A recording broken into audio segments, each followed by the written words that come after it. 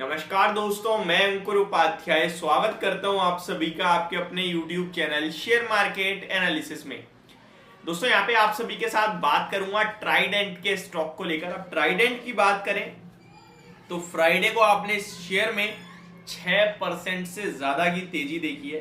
काफी बेहतरीन मूव था और 2 दिन पहले, फ्राइडे से 2 दिन पहले अगर आप देखेंगे तो इस स्टॉक में एक बड़ा सौदा हुआ था अराउंड 1.3% इक्विटी का।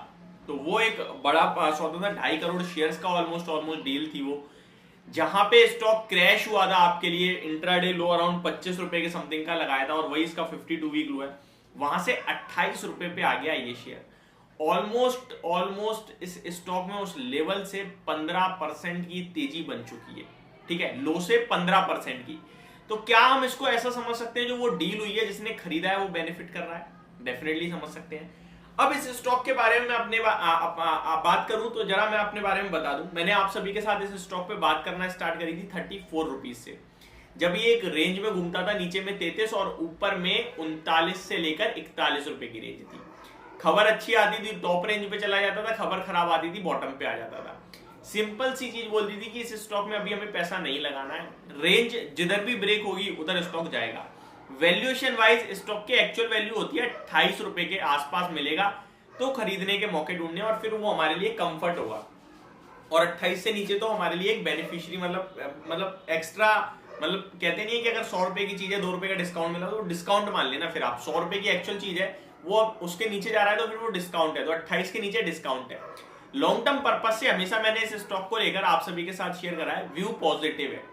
अब इस शेयर में अगर किसी की पोजीशन है तो क्या करना चाहिए और अगर नहीं है तो क्या ये खरीदने का मौका है, इसी के बारे में बात करने वाला हूं। सबसे पहले कंपनी के बारे में थोड़ी सी चीजें बता देता हूं। तो इस कंपनी का return on equity, return on capital ठीक है, अच्छा है, कोई इशू नहीं दिखता वहां पे आपको। मैं एग्जैक्ट फिगर भी आपके साथ शेयर कर देता हूं। रिटर्न ऑन इक्विटी 23.3% का है, रिटर्न ऑन कैपिटल 23.4% का है, यानी कि दोनों ही बहुत तगड़े हैं। अगर फेस वैल्यू देखें कंपनी की तो 1 की है, जिससे ज्यादा कुछ मतलब नहीं है। बुक वैल्यू है 7.5 रुपए की, 7.5 रुपए के सामने स्टॉक 28 रुपए पे ट्रेड कर रहा है, यानी कि 4 टाइम्स के ऑलमोस्ट आसपास स्टॉक ट्रेड कर रहा है आपका। तो अब जो ये मल्टीपल्स है ना, ये भी कंफर्ट देने वाले हैं, यानी कि 4 टाइम्स की जो बुक वैल्यू है मैं मान सकता हूँ कि ठीक है। 28 के पी पे स्टॉक ट्रेड कर रहा है तो ये भी ठीक है कि प्राइस टू अर्निंग भी अब 28-29 पे, और ऑलमोस्ट जो इंडस्ट्री का पी है वो भी 29 का ही है।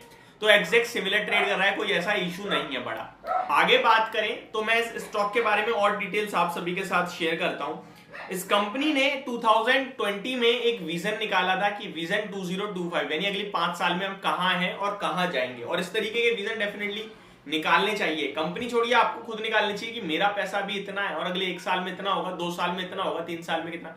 आपके पास कोई लक्ष्य ही नहीं होगा तो आप कहां पे जाओगे, कहां नहीं जाओगे, आप तो फिर भटक रहे हो इसका मतलब। तो एक टारगेट जरूर होना चाहिए।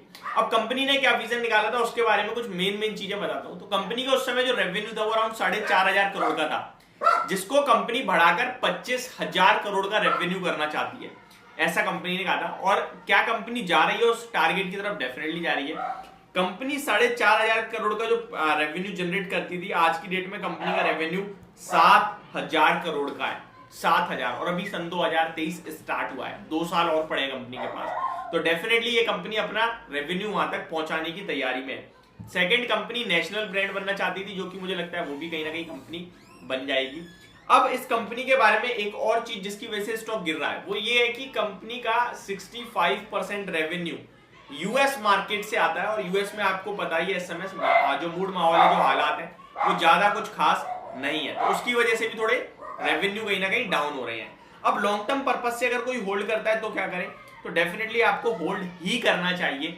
ये स्टॉक इन लेवल्स पे बेचने वाला नहीं है। इस स्टॉक की प्रॉफिटेबिलिटी बढ़ रही है, कंपनी का रेवेन्यू ग्रो कर रहा है, कंपनी आगे के लिए अच्छी दिखती है और अपने फील्ड में कहीं ना कहीं ऑलमोस्ट मार्केट लीडर भी है। तो आपको टेंशन लेने की बिल्कुल भी जरूरत नहीं है।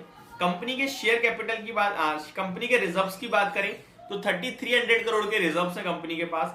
बोरोइंग्स 1200 करोड़ के समथिंग की है। इस कंपनी के अगर शेयर होल्डिंग पैटर्न देखोगे तो प्रमोटर 73% होल्ड करते हैं, ऑलमोस्ट हायर नंबर का शेयर होल्डिंग में पैटर्न में प्रमोटर्स का नाम है, तो कोई इशू नहीं, प्रमोटर्स का पूरा भरोसा है। FIIs 2.36% होल्ड करते हैं। DIIs का कुछ ज्यादा खास एक्सपोजर नहीं है, पब्लिक का 23% का स्टेक है, जिसमें से कुछ बड़ा नाम सामने नहीं आ रहा है फिलहाल।